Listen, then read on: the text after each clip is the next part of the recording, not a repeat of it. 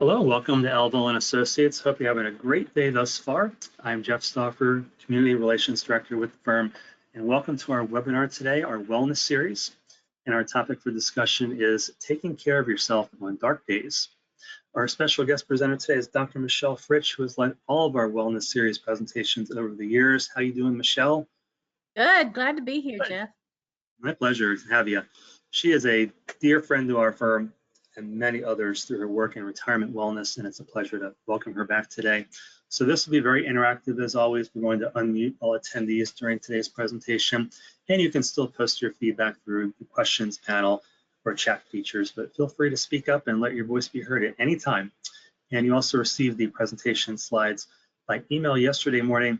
They're also available in the section marked handouts to download as well. And everyone will also receive a post-webinar feedback email right after the presentation. So please just take a couple minutes to fill out this brief yet important survey and feedback to let us know how we did and tell us about other types of presentations you'd like to see in our webinar series, including our wellness series. And here at the firm, we work every day with individuals and families with ideals of client education, collaboration, and compassion in mind. We're always available for consultations to discuss your family's planning needs, and always look forward to being a resource to you in any way, now or in the future. So I'd like to offer Michelle a brief yet proper introduction, and we'll jump right in. So Dr. Michelle Fritsch is a board-certified geriatric clinical pharmacist with a passion for healthy aging and education. She is a specialist in medication use, prevention, and retirement transition for people over 60. She is the founder of Retirement Wellness Strategies, a one-on-one concierge retirement wellness portfolio planning program, and co-founder of Propel Comprehensive Wellness, which is now part of our client care program. She works with a broad definition of health: physical, mental, emotional, spiritual, and social, aligned with purpose in each phase of life. Her career has included academia, advanced interprofessional geriatric teams, creating a nonprofit within a health system that served the underserved, medical missions, student services for the underserved of Baltimore, and much, much more. So Michelle, we could talk about you all day. That's not what our attendees have come for necessarily, but anything else you'd like to add? And welcome to our wellness series today, and thanks for being here. Oh, thank you so much for inviting me. And I thank all of you who are giving up part of your time to be here. This is such a timely topic, and this keeps happening, Jeff. We talk about topics months in advance, and then when they get here, it's just the right time to talk about this. Not only have these felt like dark days because we've had so many storms and so much rain, but also dark days because there's so much going on in our world. And it feels like the more things happen that we absolutely cannot control individually, the harder it is to manage that sometimes. So I'm just so glad we get a chance to talk about this. And as Jeff indicated, you are welcome to talk to me, to speak back anytime. But I also feel like this one's going to be a lot of sort of introspection, thinking within yourself. So I encourage you to grab the notes feature on your phone, or grab a notebook and paper. And as I go through this, I want you to take notes for yourself and really deeply think about the content that we're going to go through. So I want to give you a minute to go do that before I dive in. So does anyone want to speak to these dark days? What attracted you to this topic? And do you agree that these are dark days, or have these felt different in some way to previous times in your lifetime?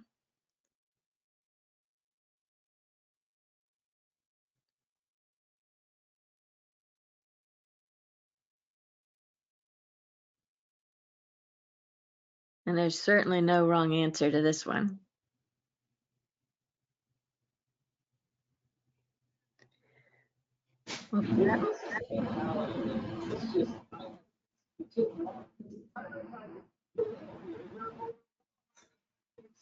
Perhaps everyone's grabbing their notebook and pen. Right, let's. I was going to say, I tend to feel more nervous about doing things, going places, but I never used to feel, I don't know if that's the climate that we're in or if it's age related or what it is, but not as secure. Thank you for sharing that. Thank you very much. I'm certain you're not alone with that.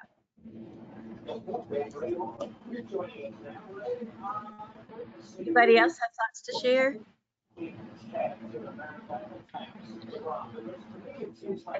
Thank you for sharing that. Let's dive in and again, so I want you to really kind of think about some of these things. How often do you hide behind your mask? Do you walk into a room and say, oh, everything's fine, you got the smile on your face, you've got yourself put together, but that's not the real you?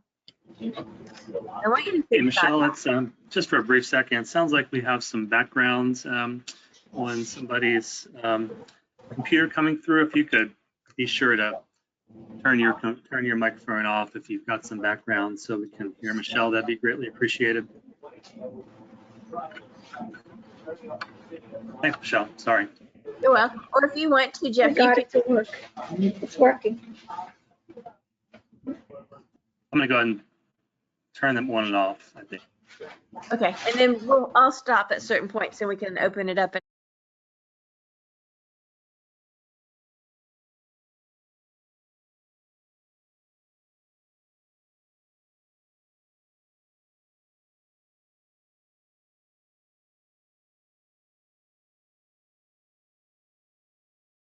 There we go.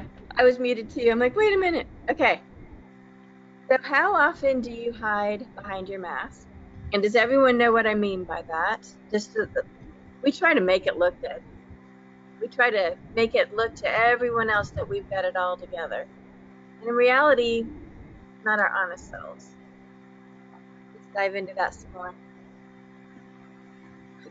Thank you for sharing that insecurity of going out, that doesn't feel as comfortable as it used to. Different sorts of anxieties, boy, all sorts of things can kind of tip us over. And we've talked about this a fair bit over time in these sessions, that the more we consume negative information and we don't balance it with something that calms us down or that is more positive, it can suck us into a really negative spiral. And I know some people keep their television on all day on one of the news channels. I really discourage that. I think it's a terrible idea because you're just getting the negative over and over and over again on topics that you can't personally impact. So think about how you can have a more positive approach to your day and still know what's going on. You can check the news once or twice a day, but otherwise do things where you're out with neighbors, you're out with other people, you're doing things that bring you joy, doing things that impact in a positive way somebody else. We're going to talk more about that as we go. Feelings about not being good enough. My goodness, those happen at every age and stage of our life. We're going to fail at something. We're not going to do it right. Better not to do it than to do it wrong. It can be a feeling we have, but it's not reality. It's okay to fail. It's okay to do things and not get it perfect and then go back around and learn more and do it better. Worries about comparisons. If you're on social media, especially, my goodness, that is just really tearing people up to make it look like everybody else is doing great things. Everybody else's kids are with them every minute of the day. Everybody else has a lot of friends they're doing things with. Everyone else has lots of money and they're going all sorts of places. Not reality. You know, the social media is just those occasional moments when all the things come together and they're having a great moment, but it's not there every day. And then our inadequacy, feeling like we're not good enough to do whatever we're doing. So how often do you feel these things? But when you go out and about, you try to make it look like you got it all together. Not worried about anything. Anybody want to comment at this point?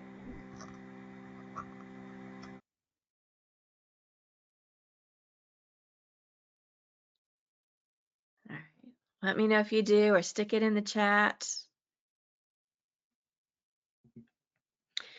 So I got the opportunity to do something when I was in Baltimore that was really life-changing for me in a lot of ways.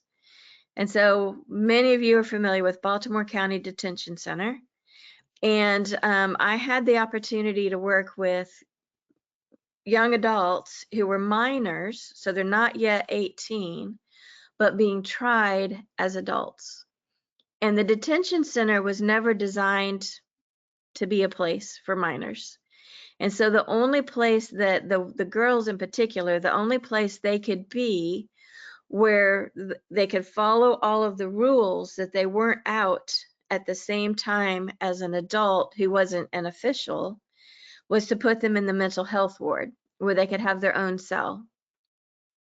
So, and then because there were so many people in that ward who needed their time outside of their cell, these young women would often be incarcerated for as much as 23 hours a day with just their tiny cell and one little window to look at what anyone else was doing. And the people that they were watching were those that were incarcerated with mental health disorders. So a very, very skewed view of adults, of people, of how people act, of how people treat each other. Really a difficult situation. I also had a chance to work with some of the young men, and some of them that I met along the way were to remain in prison for the rest of their lives. But man, they were so young and making rash decisions. And so some things that I learned from all of them: they had low emotional intelligence. They just really didn't understand themselves and how to control their emotions, but also their impact on others. That when they did certain things, how other people responded to that, how to de-escalate a situation, certainly how to deal with conflict. They had none of those skills. They didn't have their own personal set of core values and their sense of who they were as a person. If anything, they were in a mode where they were trying to stick with the others, kind of like the social media, trying to be like everybody else, trying to win everyone's approval. They didn't have purpose, didn't know where they were going, didn't really have the hope that they were going to have big options to do big things in life. Did not have a strong support system. Most of them had really no support system, or if they did, they just didn't know how to use it. You know, they had schools, they had teachers, they had administrators, but they just didn't know how to have a healthy, nurturing mentor relationship with any of that. And they really didn't want anybody to know their truth. They were filled with insecurities, but they didn't want anybody to know it. So it's much easier to come across with a bunch of bravado than to let somebody see your real self. And so, man, my heart went out with them, to them, and I had that wonderful opportunity to talk to so many of them at a deeper level. And some of the things that we worked on, can't get my slides to go forward, were helping them to work on who are you? Who could you be? What do you want your life to be? How do you want to be known as a person? How do we make life outside of prison look a whole lot different than life did right before going into prison? How do we help them get a whole different support network than what they had before?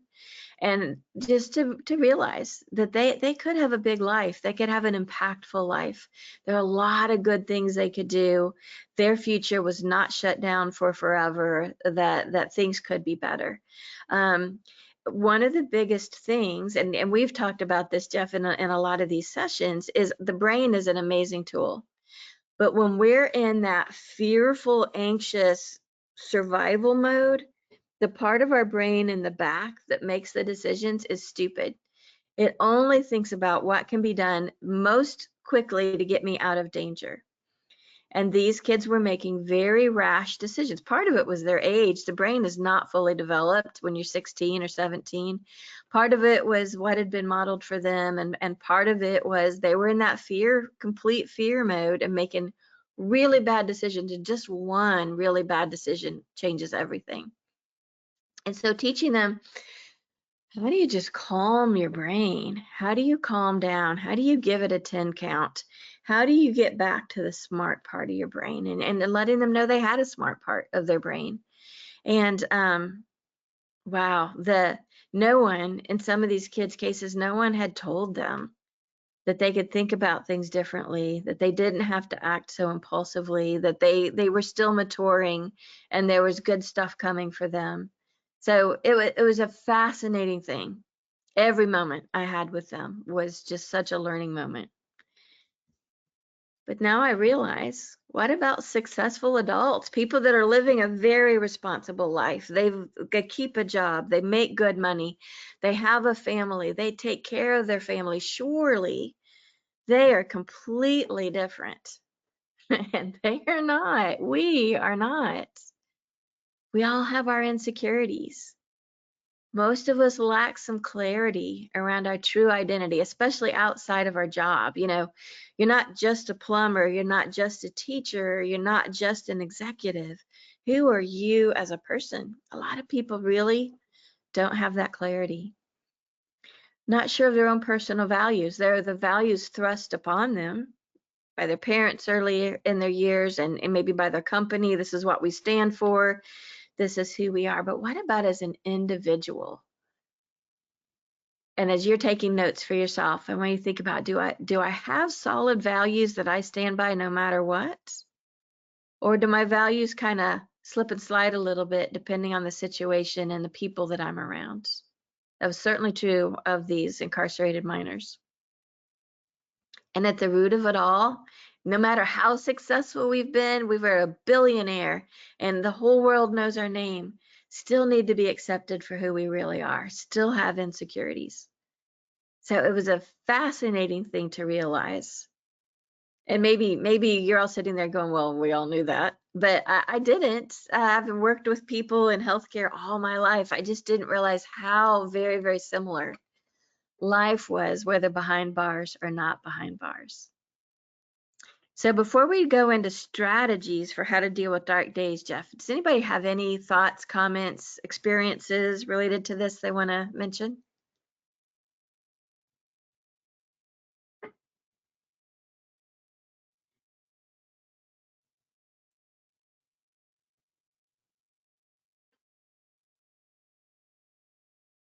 Don't see any comments yet, Michelle. All right, I'll keep going. So think back to your last couple of dark days. That could be a day where you got bad news. It could be a day that maybe you had an injury, or it could just be we have these dark days once in a while where we're just in a funk. Don't feel good, maybe feeling very negative, more insecure than normal. So think about and kind of name your last couple of dark days.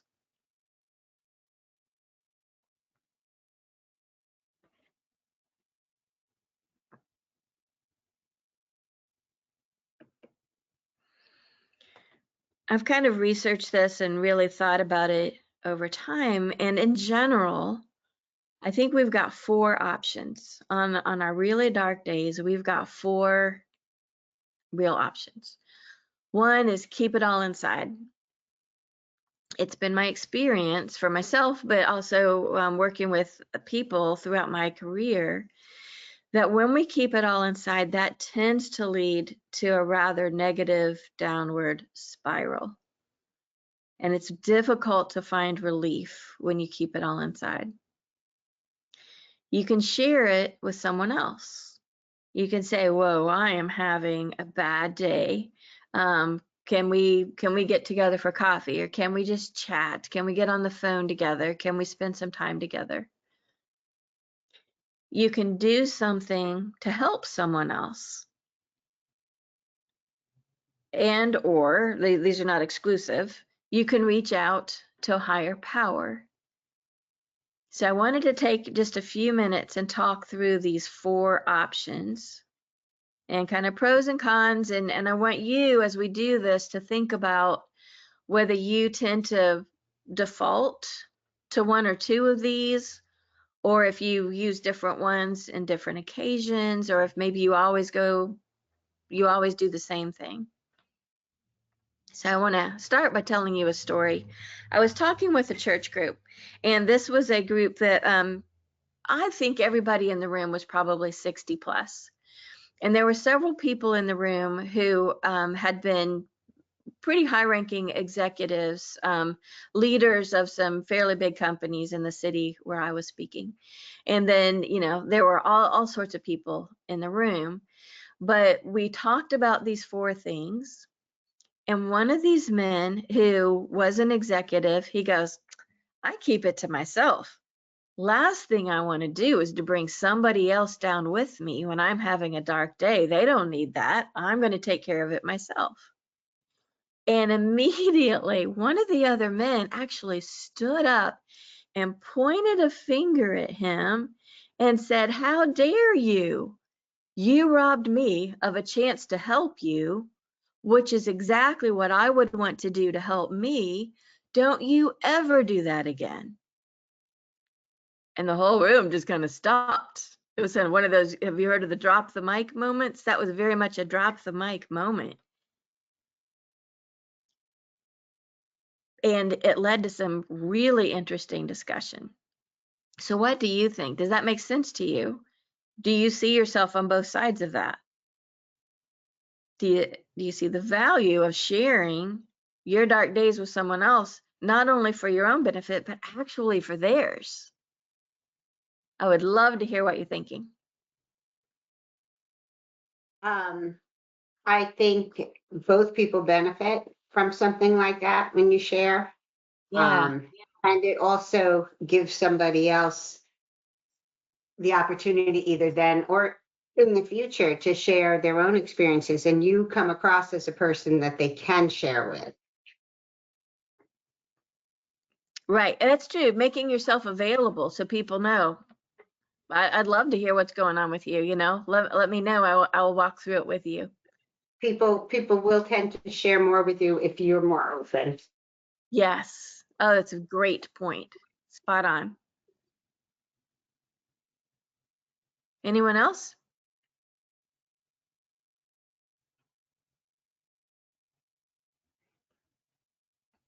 All right, let's explore some of the other ones. When we hold it inside, there's this vicious triangle that tends to happen. The more anxious we are, the more pain hurts. So when you're having an anxious day, let's say a hangnail or a stubbed toe feels so much worse than when you're having a good day. And when you're anxious and in pain, it's very difficult to sleep. Now we'll go down to another part of this triangle. When you're in pain, you do not manage anxiety well. When you're in pain, you're more anxious than ever and you don't sleep well. And then when you're not sleeping well, you can't manage your anxiety well. Just everything builds up. Your days are way darker when you're not getting enough sleep. And when you're not getting enough sleep, pain feels worse.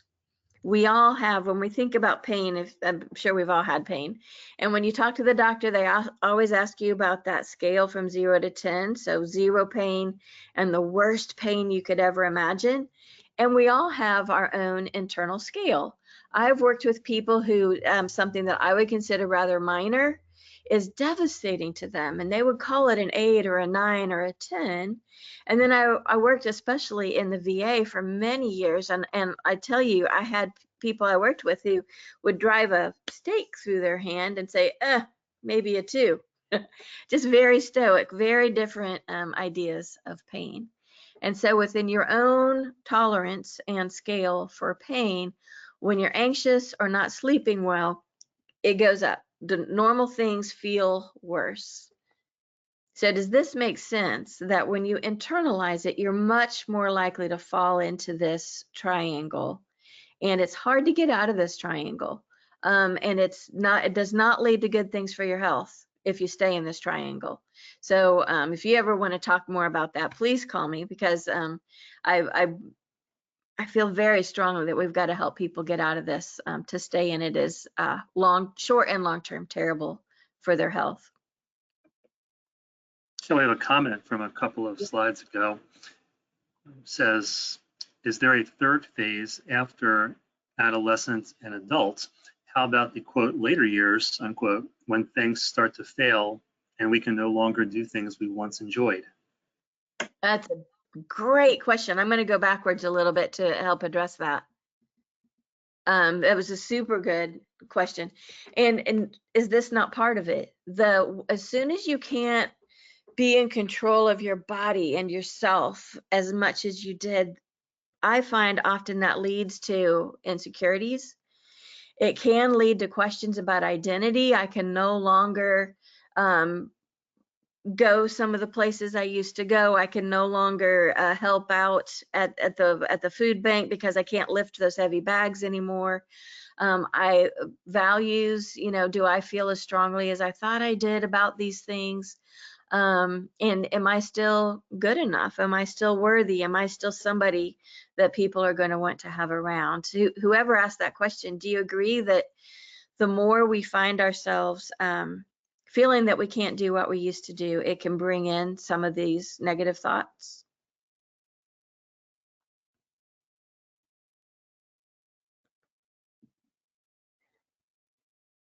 And I'm certainly not saying that it should.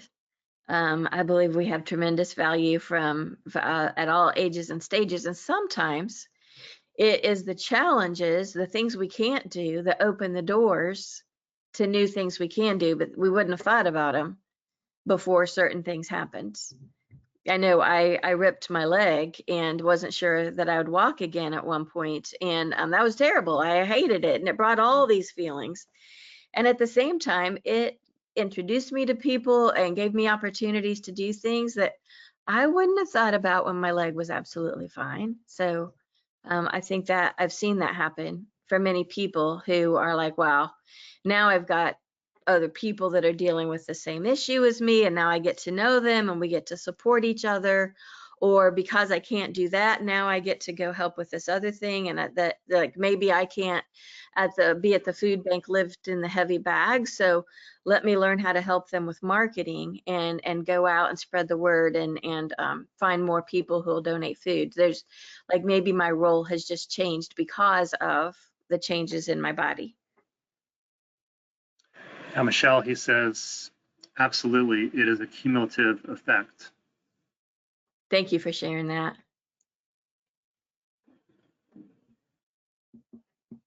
All right, let's go on just a little bit more. So this is what happens when we keep it all inside. The other part, and we've talked extensively about this here within the series, but if anyone's not seen it, there's more and more data that when we've got these insecurities, we've got these anxieties, and we don't find ways to manage them, that they have a direct impact on our health. They have an impact on how we interact with people. We're grumpier, grouchier, way more likely to do a lot of stress eating or maybe more alcohol than we normally would. We don't sleep as well. We don't have such good coping skills. But in addition, inside of our body, our blood pressure's going up, our sugar's going up. We're not dealing as well with depression and anxiety. Our whole immune system gets weaker, which can actually put us at risk of colds and flu and COVID and all that stuff. But now, just so much more data coming out that those are the things that put us at risk of dementia and cancer, not things we want. So go back. I'm just on this quest to go back earlier and earlier and earlier to teach people some of these preventative things that feeling like being under this amount of stress or having to give up on sleep is just normal at this age and stage of life, that so many younger people allow themselves to believe, it has a huge impact later. And so how do we help get that message out? So thinking through your own life, how well have you managed stress? How much has anxiety driven what you've done? Have you prioritized sleep, or have you let that slip, that whole burning the candle at both ends? Have you found that the more anxious you get, whether it's because of the news these days or changes in your own life or your family, that you're getting grumpier, you got a shorter fuse? Do you find that you're gaining that weight because of the stress eating? Like, how much of this feels, that as you're kind of taking your notes today, how much of this feels relevant to what's happening in your own life? So one of the 4 is to reach out to a higher power. And I know this is not a religious talk that we're having, but there's so much data that when people have that source of hope, that their health is actually better. There's data that prayer, whether it's a Muslim prayer, a Buddhist prayer, a Christian prayer, prayer has measurably changed outcomes for people with cancers and post surgeries and post massive accidents. A lot of aspects of health are different. Part of that is community. When there's a people that share a belief system, that creates a different sort of community, and that community and that social connectedness is linked to better health overall. Mental and emotional health in particular tends to be better when somebody has some sense of it's not all up to me. Everything is not on my own shoulders, but I can share this with some higher power or some other sense of hope. I know people who absolutely don't believe in a higher power, but they do believe in certain things, certain activities that they do that calm themselves and bring them hope even on those dark days. So I think this is a big topic. I believe that full health, and Jeff mentioned this at the beginning, is your physical health, your diagnoses, the medications you take, kind of how your body's functioning, your mental health, which is mostly, for most of us, our anxiety or depression, but maybe it's schizophrenia or bipolar disorder or other conditions like that. Then there's our emotional health, and that is how do we deal with the highs and lows that come at us every day? How do we deal with the news and the changes and the uncertainties around us? Then there's our social health. Who are the people that we can rely upon? Who are the people we interact with? Because I will tell you that it's no question that isolation brings rapid health decline. Doesn't mean living alone. That's not isolation, because you can live alone and be very happy and satisfied and fulfilled because of the people in your life. But if you don't have people in your life and you're alone, that's isolating. Or maybe you're around a whole lot of people, but you don't feel connected to them. Isolation can even happen when someone's got a big group of people around them. Having a sense of a higher power to reach out to helps decrease that isolation. So any comments, any thoughts about this?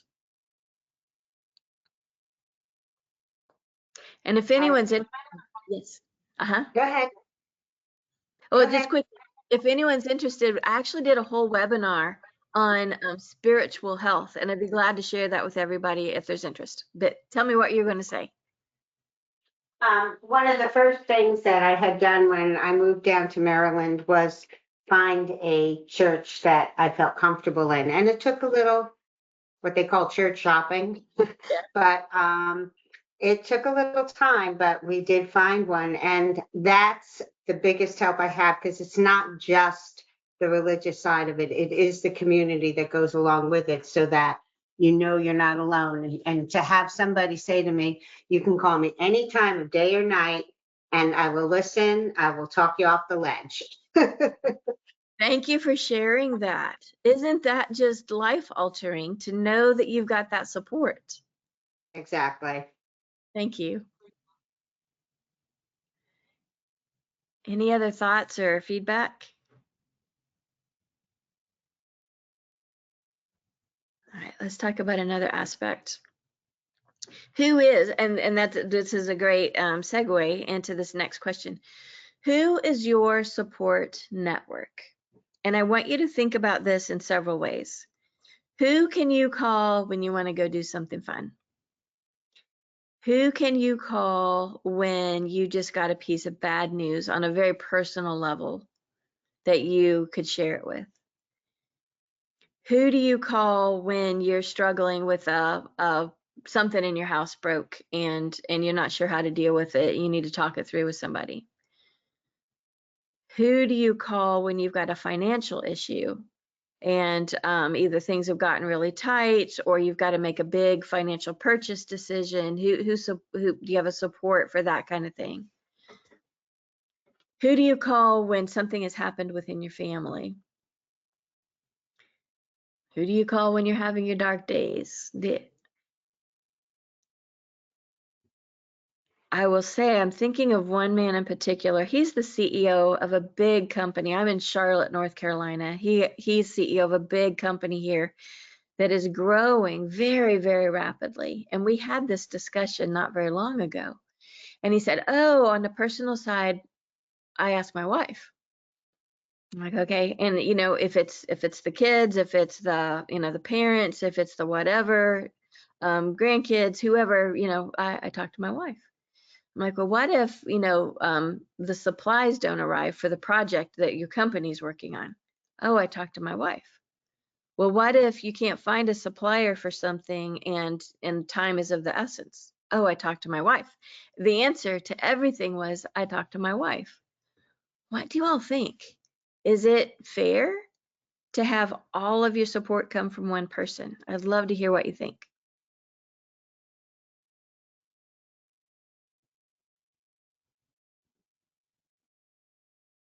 I Mrs. think it needs Deidre. to add. Hey, Dee. Hey, Oh, Deidre. yeah, absolutely not. It's it's unfair to put it all on one person, and it takes a village, it takes a tribe, and you need community to thrive. Oh, and you and I've talked about this so much. Thank you for coming on and sharing. Welcome.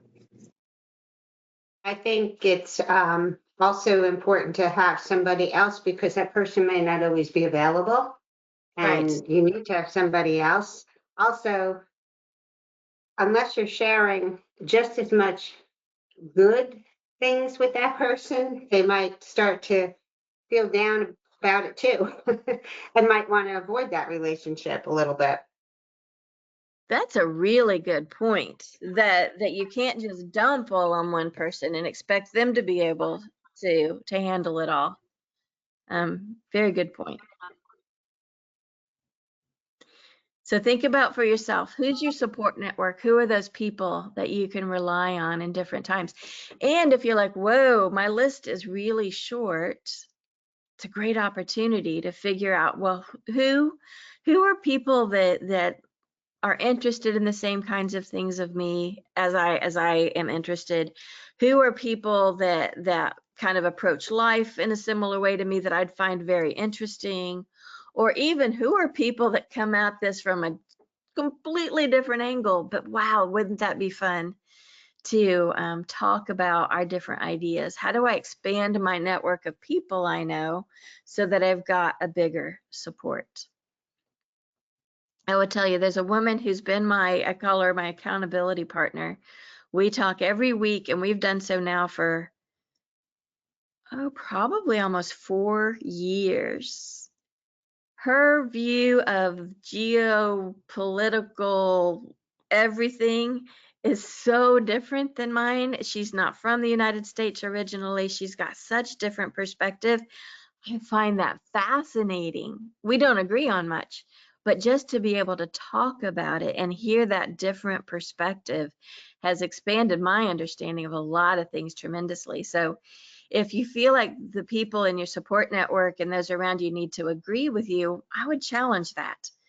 I think it can be great to have people that we disagree with. There's nothing wrong with disagreeing, as long we don't need to get mad about it or fight about it, but rather just be able to talk about it can be very interesting, and to expand our perspective and our just general understanding of things around us.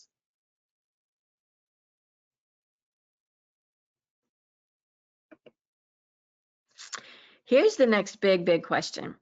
When I work with people within Propel, we always start with this tool called the Life Purpose Scan. And there's so much good information that comes from that just leads to discussion. It doesn't label you in any way. It just leads to discussion. But I have found there are 3 key elements to people really thriving in retirement and all the years beyond. One of them is that sense of personal identity. Who am I? And what are my values? Like, what do I stand for? The second one is the view of the future and approaching it with real purpose. And it might have nothing to do with what your career was, but what can I do next based on my unique skill sets, my interest, the things, that I'm kind of uniquely gifted to do, and the things that I want to make a difference in the world. What can I do that keeps me really engaged and thriving? And so do they know that? And then the third one is, not only do they have a support network, but are they willing to use it?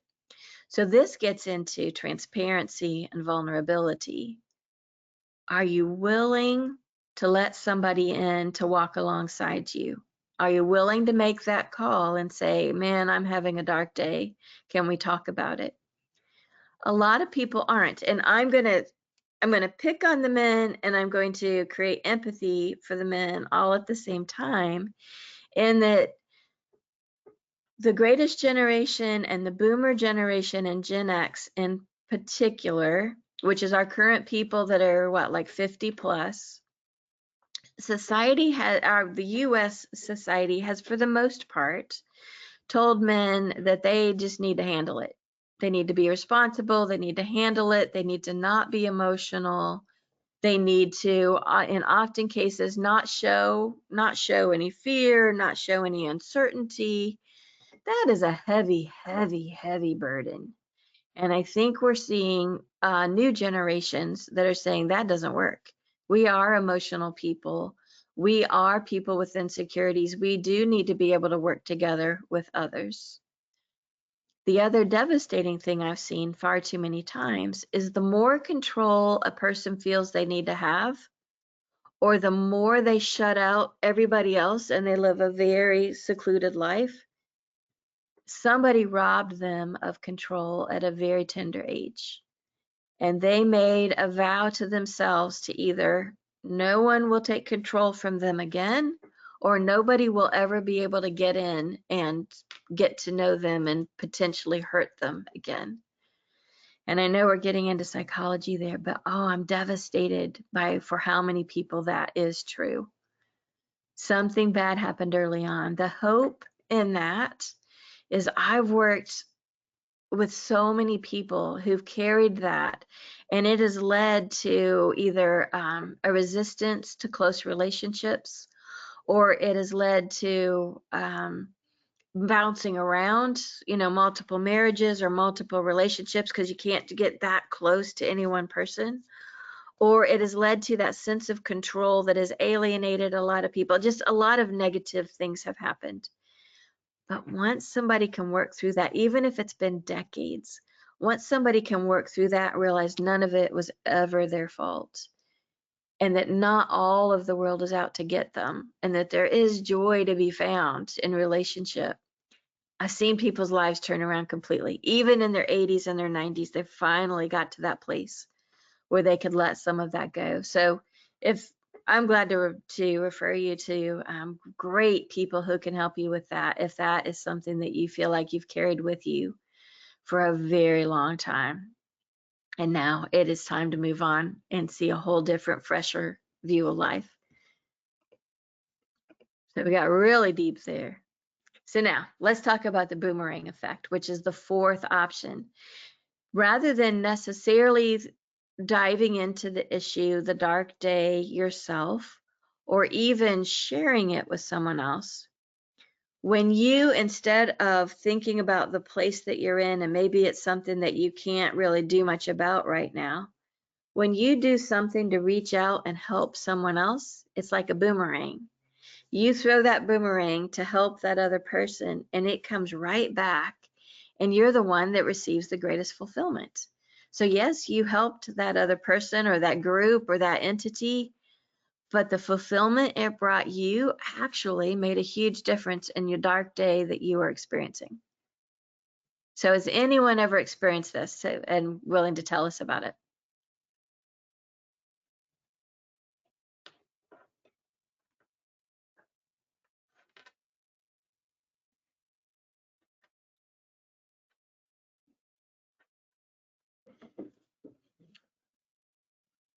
Michelle, I'll just say I love this topic.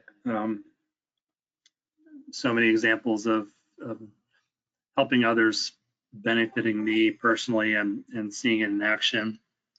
There's a quote from P.T. Barnum that says, "The noblest art is that of making others happy." That's one of my favorite quotes. I Because love that. it really, that just hits home for me. You get so much fulfillment from helping others, and it's not.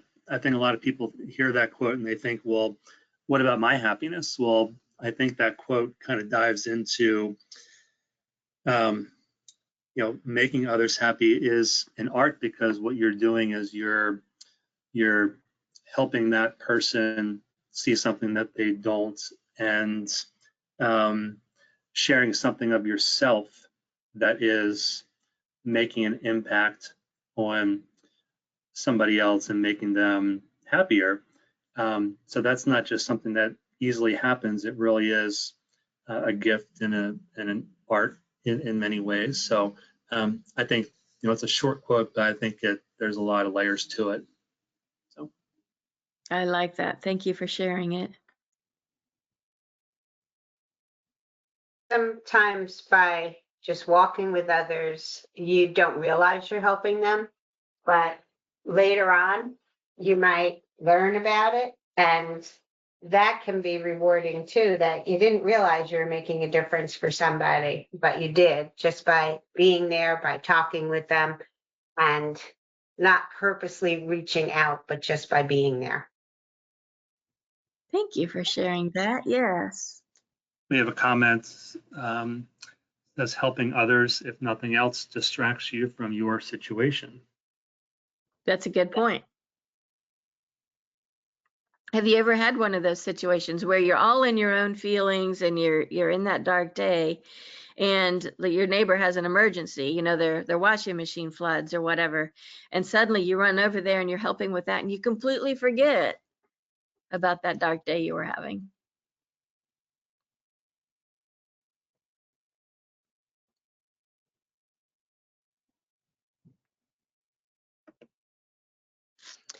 So I just left us some time here. If there's anything else about this, has this brought up some thoughts or some questions or some stories that you want to share?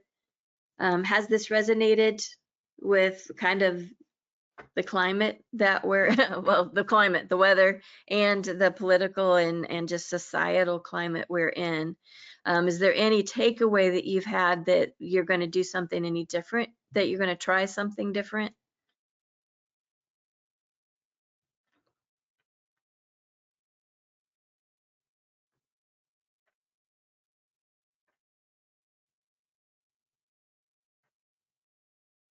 I will give another story just this morning. So on Friday mornings, I meet with a group of women. And if you've never done this, boy, I find it helpful that it's a group of women just there to support each other. And we get kind of raw, like what's going on in each person's lives, how can we support each other? And I know that when men do that, men's groups have a huge impact on those individual men, where you can just be honest about thoughts in your head and things that you're grappling with that you can't always necessarily share with your spouse. And so this group of women, one of the women had been very unhappy in her marriage, and 3 months ago actually had divorce papers drawn up and was ready to deliver them. And lots of people were coming around her and supporting her and kind of helping her think this through, and the whys and the hows and the whatever. She reported this morning that she did not submit the divorce papers. She did not file. And things turned around. She saw her spouse differently, and their marriage is stronger than it's ever been in like 30 years.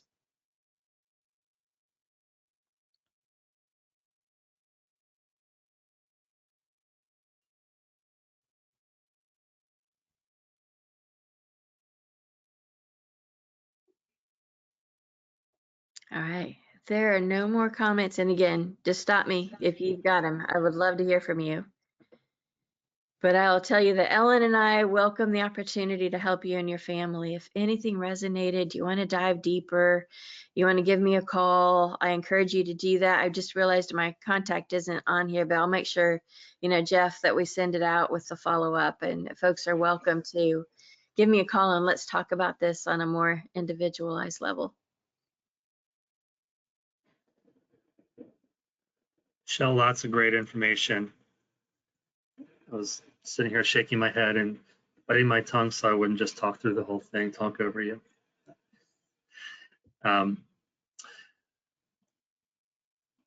So I will go ahead and send out today's video and the slides once again, as well as Michelle's contact information. And like I said at the beginning, Propel is part of Elville and Associates Client Care Program. Membership benefits now. Using a specific code, receive a discount on the valuable services that Michelle and Ellen and Propel offer. So thank you again to Michelle. And as our webinar series goes forward, we have one more before we have a bit of a break in July. We have Courtney Haycoop from Cloverleaf Wealth, Lily Hummel, who's our principal attorney at our Rockville office, and our other dear friend to the webinar series, Kelly Nelson from Maryland Able. Next Thursday, we'll be talking about an overview of special needs trusts and ABLE accounts, how they work together, how they're a little bit different, all the benefits to each. So these are the questions that we get a lot of in some of our presentations that we offer here on the legal side of the firm. We're going to bring 3 subject matter experts in to talk through everything and answer questions. So really looking forward to that one. There's nothing else, Michelle. We'll go ahead and call this one a success. And I want to thank everybody for being here today and for being part of our wellness series. And thanks again to you, Michelle, for your time and expertise. And we'll do it again, okay? Sounds great. Thank you. All right. Everybody have a great Friday and weekend, and try to stay cool out there.